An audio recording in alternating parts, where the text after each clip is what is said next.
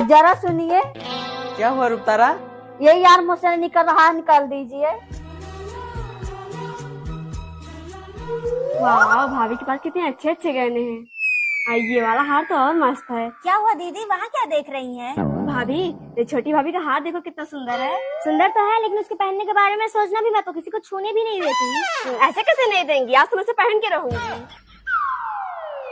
लो baby, निकल गया तुम्हारा हार। थैंक यू बेबी, ला रख देती। इतने लोग हैं घर में, पता नहीं कौन चुरा ले। क्या हुआ बहू, रात तुझे परेशान कर रहा है क्या? नहीं माँ जी। अच्छा, वो मैं कह रही थी ना, वही अपना हार इसे दे दे 2-3 दिन के लिए, इसे बहुत पसंद है। देखिए मम्मी जी, अपनी साड़ी दे सकते, अपना मेकअप दे सकते, अपना पति दे सकते, लेकिन मेरे गहने पर किसी को नजर पड़ी, मुझसे बुरा कोई नहीं हो। हे प्रभु, हे हरि राम कृष्ण जगन्नाथ प्रेमानंद, ये क्या हुआ?